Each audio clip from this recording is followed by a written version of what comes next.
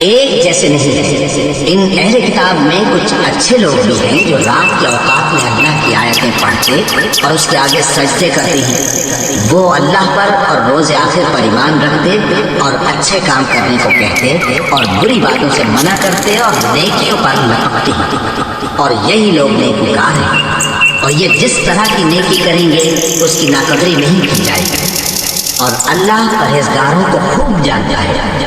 جو لوگ کافر ہیں ان کے مال اور اولاد اللہ کے مقابلے میں ان کے ہرگز کام نہ آئیں گے، اور یہ لوگ اہل دوزخ ہیں کہ ہمیشہ اسی میں رہیں گے۔ یہ لوگ جو مال دنیا کی زندگی میں خرچ کرتے ہیں اس کی مثال آندھی کسی ہے جس میں سخت سردی ہو، اور وہ ایسے لوگوں کی کھیتی پر جو اپنے آپ پر ظلم کرتے تھے چلے اور اسے تباہ کر دے۔ اور اللہ نے ان پر کچھ ظلم نہیں کیا بلکہ یہ خود اپنے اوپر ظلم کر رہے ہیں۔ مومنوں، کسی غیر مذہب کے آدمی کو اپنا رازدار نہ بنانا۔ یہ لوگ تمہاری خرابی میں کسی طرح کی کوتاہی نہیں کرتے اور چاہتے ہیں کہ جس طرح ہو تمہیں تکلیف پہنچے۔ ان کی زبانوں سے تو دشمنی ظاہر ہو ہی چکی ہے، اور جو کینے ان کے سینوں میں مخفی ہیں وہ کہیں زیادہ ہے۔ اگر تم عقل رکھتے ہو تو ہم نے تم کو اپنی آیتیں کھول کھول کر سنا دی۔ دیکھو، تم ایسے صاف دل لوگ ہو کہ ان لوگوں سے دوستی رکھتے ہو، حالانکہ یہ تم سے دوستی نہیں رکھتے، اور تم سب کتابوں پر ایمان رکھتے ہو اور یہ تمہاری کتاب کو نہیں مانتے، اور جب تم سے ملتے ہیں تو کہتے ہیں ہم ایمان لے آئے ہیں، اور جب تنہا ہوتے ہیں تو تم پر غصے کے سبب انگلیاں کاٹ کاٹ کھاتی ہیں۔ ان سے کہہ دو کہ اپنے غصے میں مر جاؤ، اللہ تمہارے دلوں کی باتوں سے خوب واقف ہے۔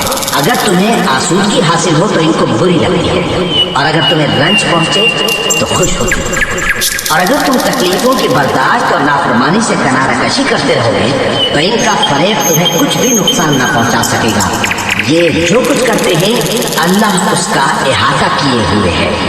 اور اس وقت کو یاد کرو جب تم صبح کو اپنے گھر سے روانہ ہو کر ایمان والوں کو لڑائی کے لیے مورچوں پر موقع بموقع متعین کرنے لگے، اور اللہ سب کچھ سنتا ہے، جانتا ہے۔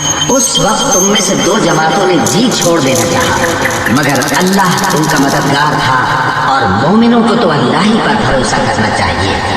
اور اللہ نے جنگ بدر میں بھی تمہاری مدد کی تھی جبکہ اس وقت بھی تم بے سر و سامان تھے۔ بس اللہ کی نافرمانی سے بچو تاکہ شکر گزار بن جاؤ۔ جب تم مومنوں سے یہ کہہ کر ان کے دل بڑھا رہے تھے کہ کیا تم کو یہ کافی نہیں کہ تمہارا پروردگار 3000 فرشتے نازل کر کے تمہیں مدد دے؟